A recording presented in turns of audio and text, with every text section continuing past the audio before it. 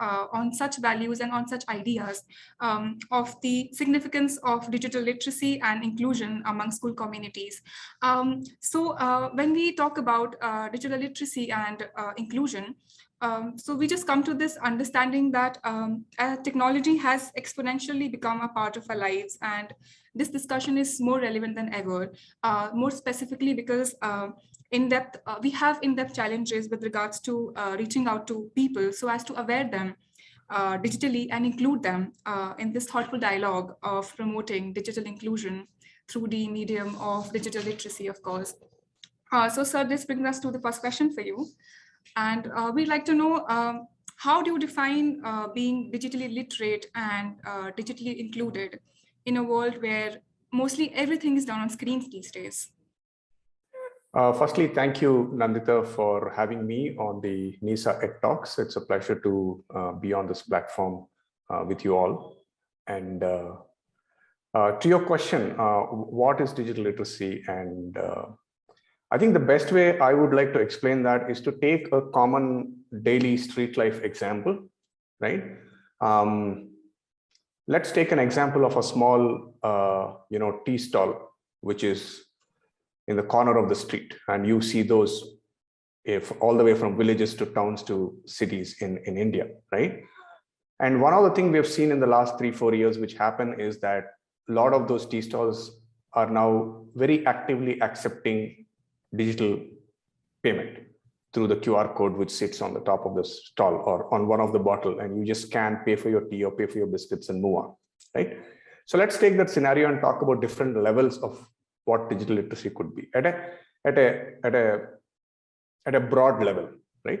So the first level of digital literacy is just being aware that a particular transaction which an individual is doing can shift from a non-digital to a digital mechanism, right? So just the awareness is a part, that is the level 1 of digital literacy, right?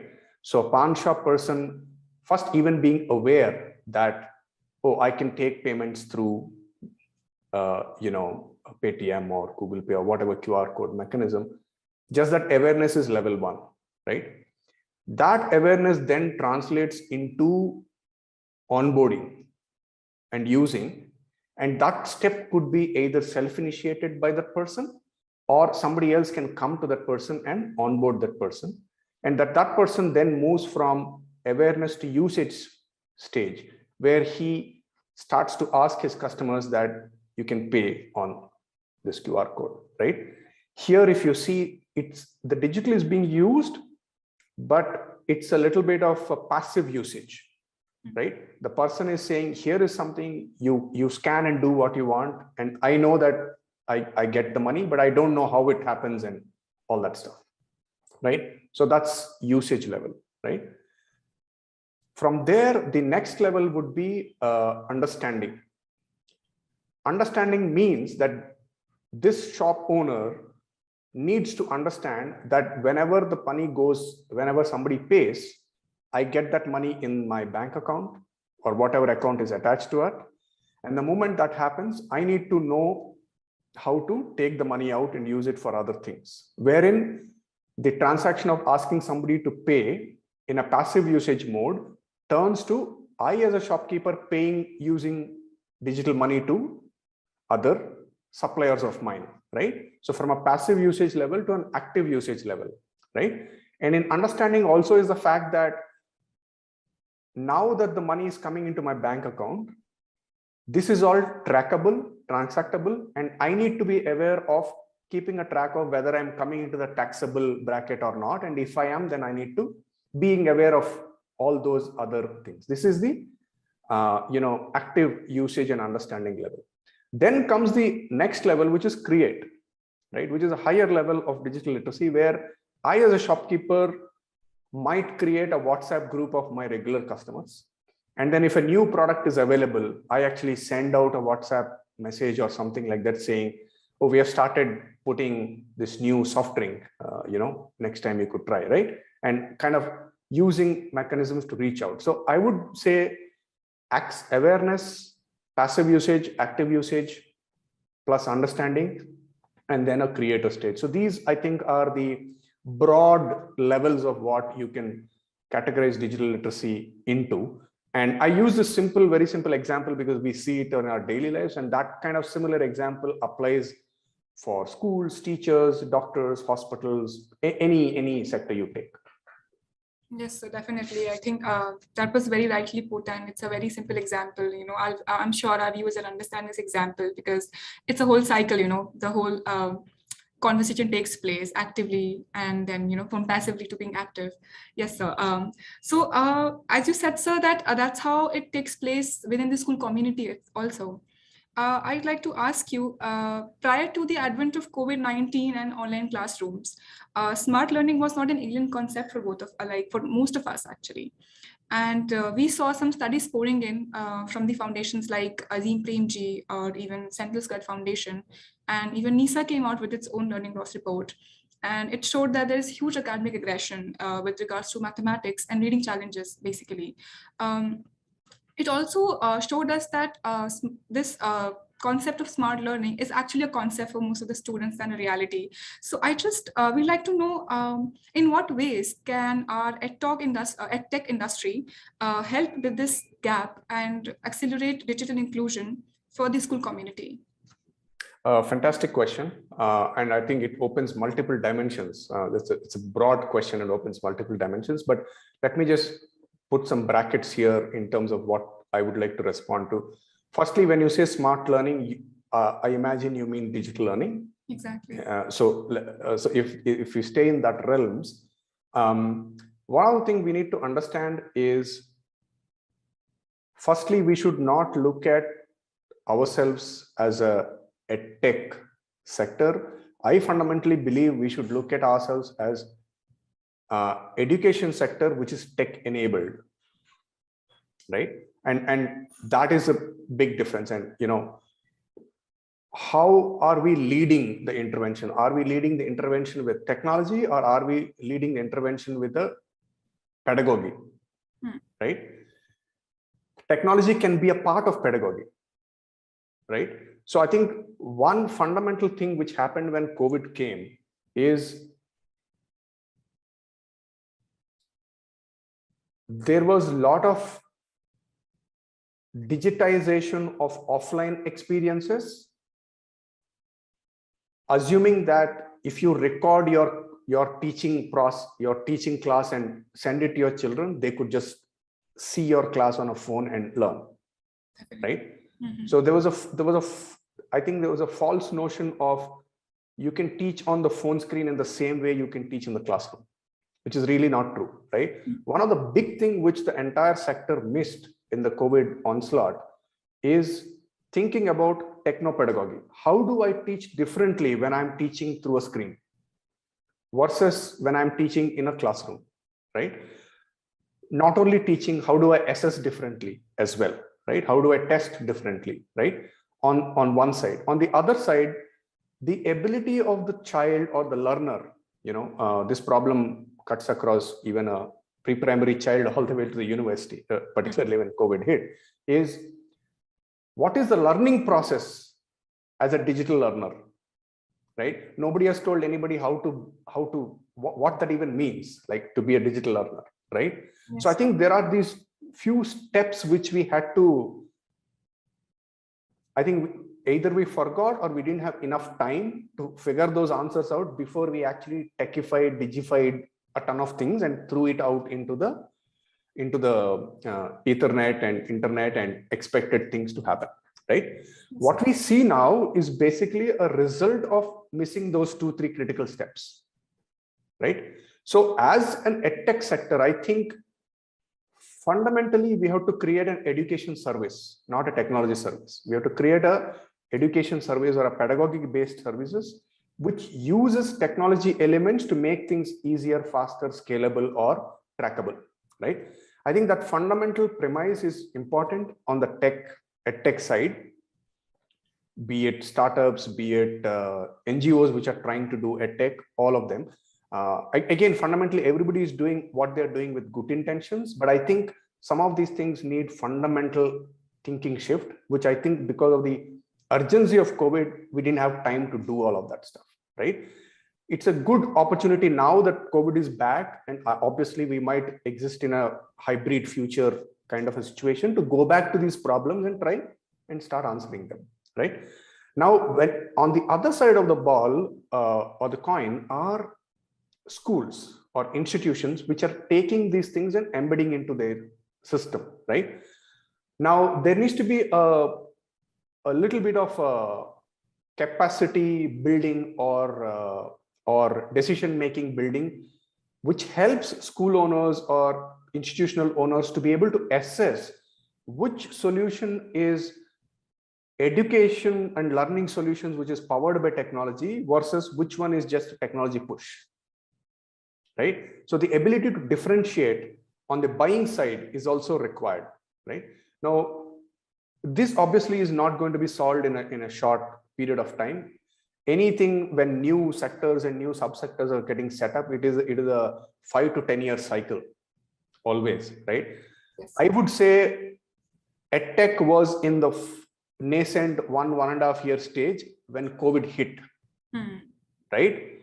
And that building that muscle power, building that inner core strength, when that phase was happening, this chaos came in, and thereby the scale grew, but the strength did not grow on the scale, right? So that is the problem we are grappling with. But the beauty of what COVID did is that it gave a lot of people on the tech side, schools and institution side, and even in the parent and learner community side, that a new way of learning is possible, and a lot of them have tasted it, right? Now it is for all of us to go back and refine them and make them education services which are tech enabled, and lean them more towards the pedagogy and learning outcomes, as opposed to just distributing tech and pushing digital stuff. Yes, sir. I think that was the most essential point you just made, that we were still developing with regards to edtech sectors, and COVID struck, then there was no readiness also, and no time to think, which you just mentioned, fundamental thinking shift did not happen as such. And this is also why maybe, we sort of made errors, and sometimes we did not. But I think, yeah, I think it's a very important to learn that now that we are back to such situations, we might get back to such situations, you never know. I think we do need to think about the techno pedagogy, which you mentioned. It's very important. So yeah, I think that's what we should actually insist the whole school community to think about. So when we talked about techno pedagogy and creating pedagogy-based services, you mentioned, and you also said that you'd not like to call it edtech, but education with the enabled technology. That's what you mentioned. I want to ask, we do have challenges ahead when we have to achieve these goals. So what kind of challenges await us as educators and students in this global community which is striving for digital inclusion and reduction in this digital divide? Yeah. So let me answer the question in slightly reverse order. Let me first talk about digital inclusion and digital divide first, and then come to students and educators, right? Firstly, I think, are there problems with digital inclusion and digital divide? Yes, there are. There's no two ways about it. We as a species are journeying to the next level, right? Go back in history and look at the situation where books just came into being, right? The exact cycle is repeating now with digital in the form of screen. That's what is happening, really, if you look at, right? Now, will there be inclusion issues and divide issues in the early stage of any new thing coming? Yes, when books were coming, books were so premium that a ton of people never had access to or ability to buy books. That situation will prevail, and then slowly things will become more mainstream, more commoditized, and all that stuff, right? So there's a natural curve which is happening, and that's the reality of it. There's no switch on, switch off to change it, right? However, when you look at markets like India, we are in a far better situation than a lot of other countries. And I'll just state some examples. One, India has the lowest cost device footprint available in the sense that if you go down all the way, there's an 1100 rupee Jio phone on 4G. Nowhere in the world such a thing exists, right? So that is one thing which goes in favor of filling these gaps. Number two, we have, I think, even as of now, one of the lowest cost of digital internet or mobile internet in the world, right?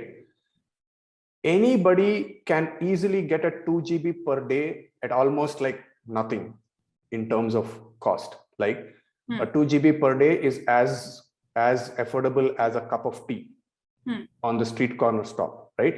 So from an affordability point, I think the telecom sector has done, with all the chaos they had to go through, they've kept in mind that mass market adoption, even if it in the interim costs them a lot, is the right way to go. And I think all telecom operators did that way, right? So if you look at from digital inclusion and divide, the problem exists, but India in specific is far, far better than the situations you will see in Bangladesh, Pakistan, a lot of countries in Africa, even in the US, even in Europe, right? The data costs there are, quite expensive, and there are poor people there also. So these issues do exist, right? So that is, when it comes to digital inclusion and digital divide, problems are there. They will get solved across a period of time, but India is far ahead in that curve in terms of solving it, right?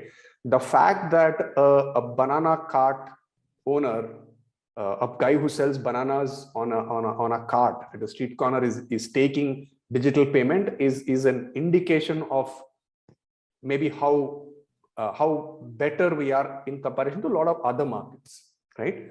Hopefully everybody should get there, but I think three things. One, the digital sector and the telecom sector did a lot in this favor. And I think the government with its Digital India mission and various other initiatives like the UPI, the Unified Payment Interface, all of these infrastructural policy related aspects, which came as tailwinds to help us get over the digital inclusion and digital divide barrier, right? However, there will still remain a segment of people in the ultra poor who will still struggle with digital inclusion and digital device. That is where the institutions have to come in and help them, right? So after this piece on our situation about digital inclusion and digital divide, I'd like to come back to our educators and students, right? Now let's assume that you have a better off access to digital channels than a lot of other countries. Now comes the question of what do I as an educator need to do and what do I as a student need to change, right? The challenges I have, right? The first fundamental thing is that our educators, and when I say educators, I include teachers, academic coordinators, maybe even principals, and sometimes even the school owners. There just isn't any capacity building intervention on digital inclusion inside the institution. Everybody is figuring out on their own, or they're dependent upon what the vendor tells you to do, right? But there's nobody who says, here is how you can, here is a training you could do to become a digitally literate teacher, right? Here is how you can become a digitally literate principal, right? Here is how you can become a digitally literate, primary coordinator, right? So I think there is a capacity challenge there, and that capacity challenge needs to be filled by various organizations trying to build capacity building and all of that stuff. And I think this is an area I am aware that NISA has been conversing about how to fill this as well, right? On the school owner side, right, there needs to be a different kind of enablement to help them figure out how do they make technology or edtech buying decisions, how to review, how to make those decisions, right? There's that layer. That's a huge challenge, right? Then when it comes to teachers in particular, they are the users. Ultimately, the school owner and the principal may decide we will use it, but then it comes to the teachers. There again, I go back to the world of the techno pedagogy or pediatech, whatever you want to call it, where the teachers and the primary curriculum departments have to start thinking, if I want to blend some technology with my teaching learning process, what pieces will go onto the technology, what pieces will continue in my classroom, and what is the handoff and handback between those two transactions, right? For example, can I pass on a spelling test to an app service, right? But I do teach how to write spellings, but I don't waste my time in testing and giving dictation. And that part of giving, 3 dictations a week, can that become digital? You see, so that kind of design is something which needs to be sort of built up, and that is where the educators need to focus a lot of their attention. On the student side, and when I say student, I also slash parent with it, because sometimes when the child is young, it is sort of the parent who is trying to assist or take the decision for them.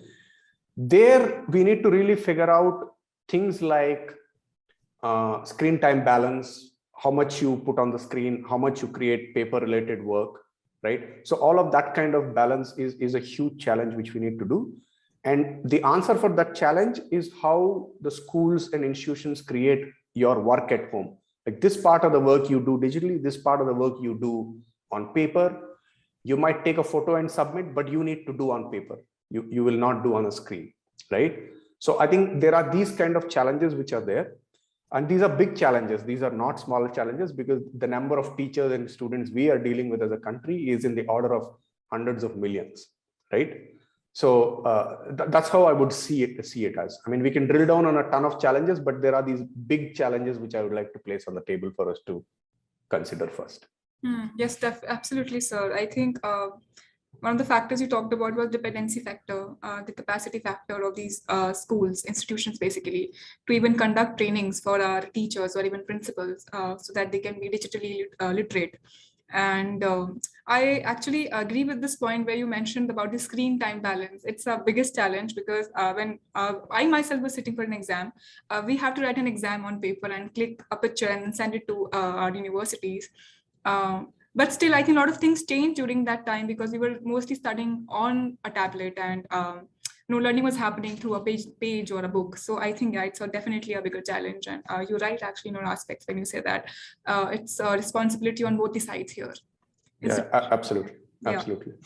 Yeah. So, sir, so this also brings us to, so when you talked about hybrid learning or blended teaching, anything, children, they are learning from several sources these days, and their ability to connect information across multiple texts is very crucial to their understanding, and they learn from the multiple texts generally, and we all do that actually. We gather and consume information from multiple texts online. Do you think that the question of whether they are able to integrate smoothly this multiple text during reading, do you think this question is largely unexplored, and how is Worldreader addressing this? It's a beautiful question. The moment you bring access to, the moment you make access to a large body of text which is available on the internet in different forms and shape through connected devices, affordable internet, and all that stuff, this is a natural problem to pounce on us, right?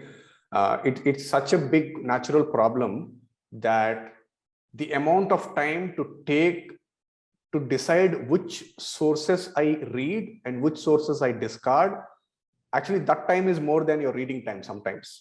Definitely. If you look at, right? And fundamentally, it is important for us to teach learners how to search for valid and authoritative sources, and then encourage them to read multiple text types always, right?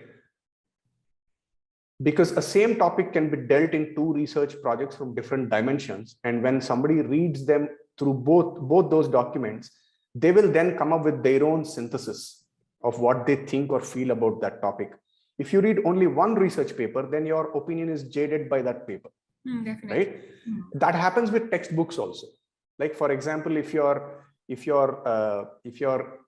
in North India, and you look at your history book, it talks about history, and you can mistakenly assume that is a history of India.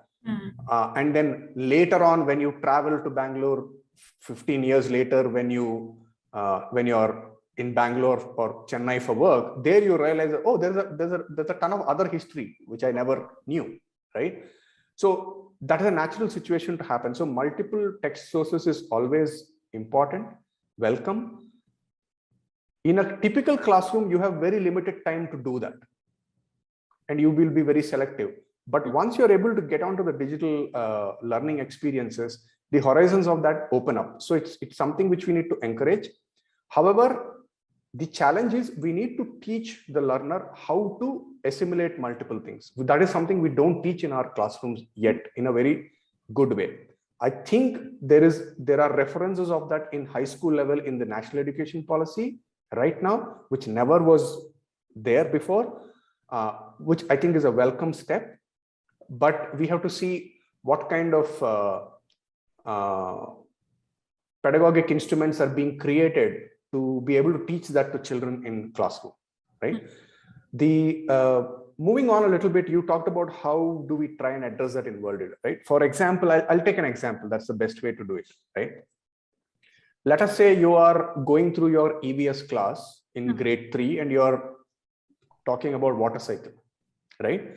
What are the texts you exchange with? You exchange with your textbook, whatever the school has given you, right? Either as a teacher, as a child, or as a parent who is trying to do something at home, you engage with the textbook, right?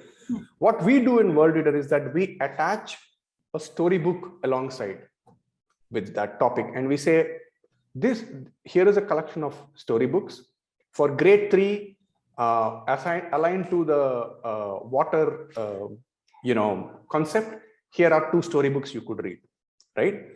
So those storybooks can be used as alternative text or embedded text by the teacher to increase the enthusiasm on the topic among the children by using that story in the first 5 minutes before he or she jumps into the concept, right?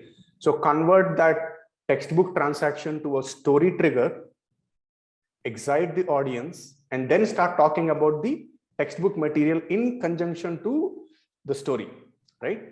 And this is something which works very well because that is how our grandparents and parents taught us stuff, and that is also what the NEP is asking now to do in the foundational phase, that you storify and make things activity based, right? So the power of combining a text type text and a story type text in the primary grade classrooms is huge, and that's what we do at Worldreader. Definitely so. I think we should not, let's say, underestimate the art of storytelling, because it's very powerful. Because since children, we are just like, we grew up telling stories, learning stories, and listening to them, and that's how we actually relate to them. And it's actually great that you see this multiple textual problem as a boon and not as a challenge here, because that's what we need today to be able to learn how to read multiple text. And we need teachers to even sort of inculcate this in their curriculum, which is very important, definitely. And this also brings us to the part of teacher training, because that's what Worldreader also does, and it put a lot of emphasis on this. So what part does teacher training play for Worldreader in bringing the whole area of these type of stories to your readers?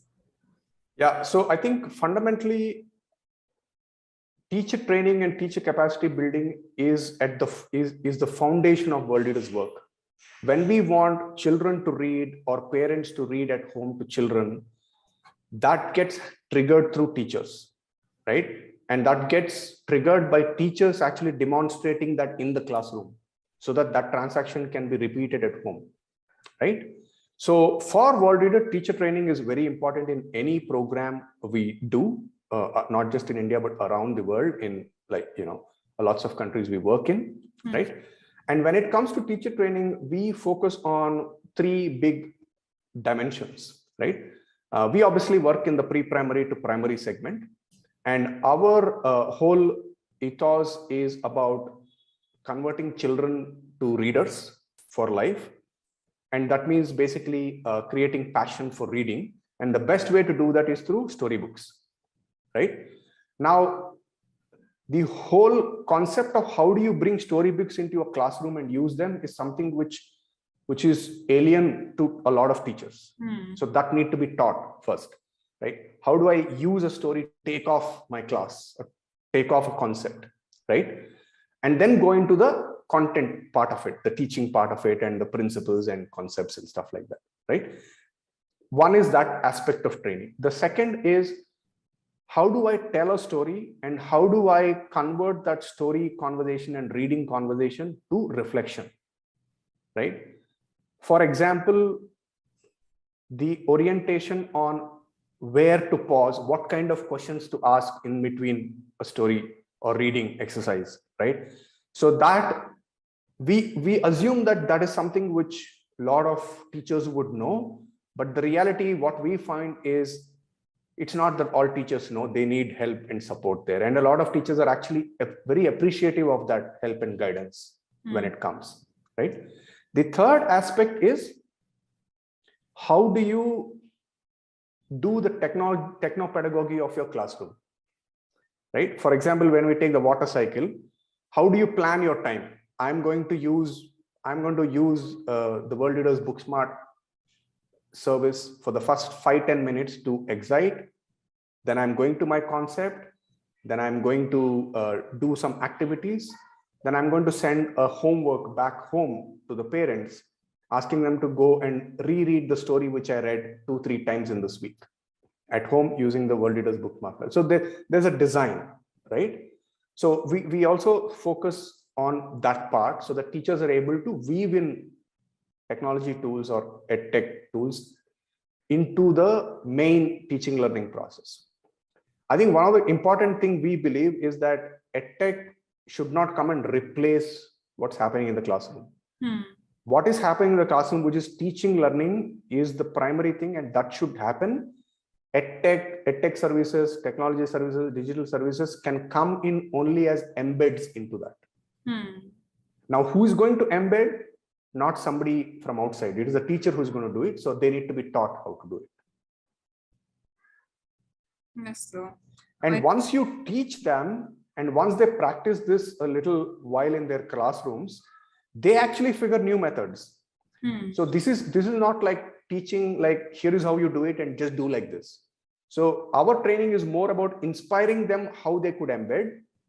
They can take some cues from the training to do it. And after a bit of time, it is actually they who come up and saying, I tried this, I tried it this way, I tried it that way, right? So we want teachers to become action researchers in the classroom, even in the techno pedagogy experimentation, as opposed to just following a script which is given. Yes, sir. I think this point you mentioned earlier also about the blended learning and teaching, that nothing should replace each other, but it could be a balanced amount of application of both of these elements. Could be physical reading and online reading, and this is how we should even bring this thing into the curriculum and teach our teachers how to make the best use of it, and so that our students are able to make it good use of it as well. So I think we should. I would like to add one more item which we also do in training, which is also it's actually more important than the others. This is how teachers can activate parents to read at home, right? Okay. Because the skill of language literacy and comprehension comes because of repeated reading and repeated discussion on what is being read, right? So that transaction in school can happen only for a limited period of time, because the teachers are busy with, there might be a reading period, reading slot, but then there are a ton of other things happening that need to be augmented by parents spending some time at home reading to the child, with the child, or along with the child, or shadowing, or just listening in when the child is doing. So we also train teachers how to train parents to do this at home, right? And this is another thing which the NEP is also asking, like, figure out various mechanisms of involving parent in learning transactions at home. It is not to say pass on teaching to parents. Teaching continues to happen in classroom, but the repeated actions which we want the child to go through so that their learning gets reinforced, that time is available only out of school. It's really not in the school, right? So that action needs to happen outside. We make it happen through the demigod of homework, right? But homework without reflection is also of no use. We know that, right? So there needs to be some reflection companion at home. So we kind of orient teachers to do that. And we also work in communities where, we know that some of our schools have parents who are not fully literate as well, right? So we also teach teachers how to help semi-literate, illiterate parents also with the child, right? For example, some of those parents are actually taught to just ask questions. You can't read, don't worry, right? Ask questions. Did you read today? What story are you supposed to read? Read this story. When the story is being read, you can hear, you can ask questions. What is happening? Why is this character doing like this? So that just that amount of training is also, it goes a long way in helping parents. And that it also builds this very interesting trust relationship between the parent and teacher, so that they're able to better help the child in the long-term basis. Yes, so whoso is watching right now, we all know that Worldreader doesn't only have young readers, but it also has adult readers also, because even parents are involved here, which is actually the most beautiful thing I've ever heard, actually, involving parents. And because of course, I think most of the time we tend to be at home and we spend there, so it's very important that parents are also included what we're learning and stories. So I think it's a great initiative, I must say. It's very good. So sir, actually we have reached the end of our segment here, and it's time for the rapid fire question round here. So are we ready? Anytime. Okay, so we were just talking about the Worldreader, so we'd like to know which one is your favorite Worldreader story? My favorite Worldreader story is a story called Red Umbrella, and it is from Tulika Publishers. It's a very endearing story of a situation where it starts raining, and then there is a red umbrella, and one animal has the red umbrella. And then as it continues to pour, another animal comes and asks, can I also be under the umbrella? Right? And the animal which is inside says, yeah, you can come in. Right? And this repeats for a little bit of time. And then there are 4 or 5 animals already under the umbrella. Right? And then the 6th one comes. And then some of them start saying, oh, we are already full, we can't allow anybody. Right? But the animal which came in most recently under the umbrella remembers that somebody allowed it to come in.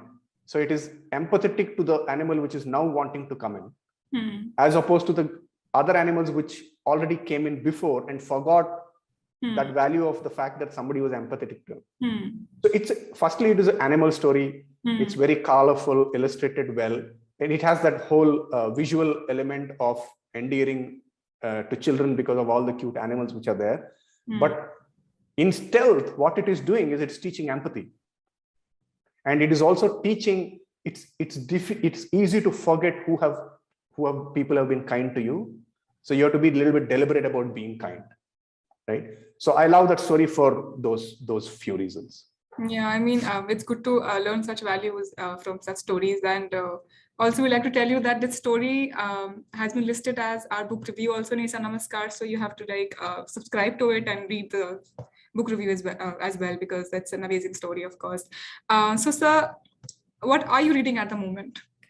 Right now, I talked to you about the situation that what we are going through with screens today actually happened in the past, in history, when books just came in, right? So I'm actually reading this book called The Book by Keith Houston. It is a history of book itself as the most powerful object in human history, right? So this is an interesting book which talks about the history of how books came into being, all the way from the papyrus to mainstreaming. So my purpose of reading this book is to kind of reflect on what happened in the past and see, what we can learn to, make the digital versions of books as exciting as what the physical books have been.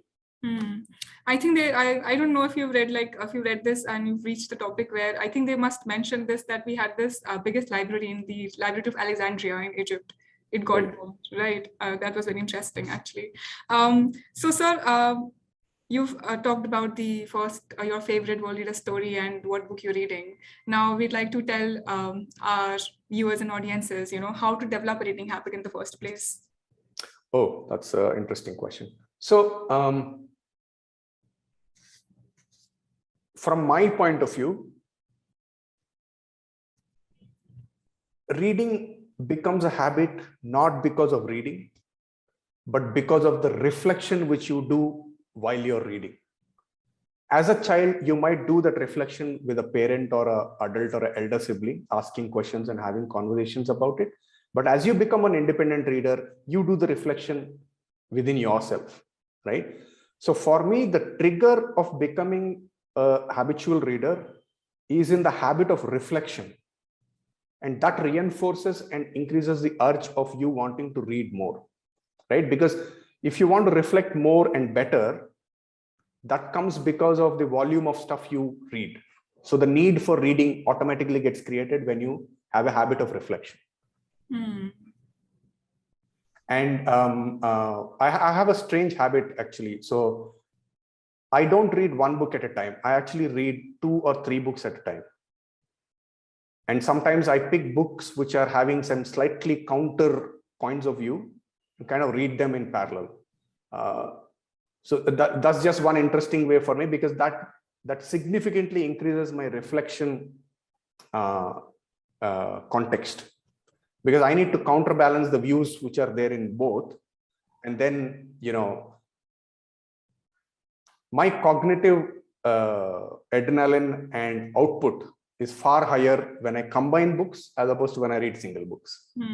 I think that's an example of multiple textual reading we can see right now, and why Exactly. It's important in the first place, because you need to challenge yourself, and we can't limit ourselves to just one notion, one ideology. We should read everything, actually. I think that's the very, very universal idea of education in the first place.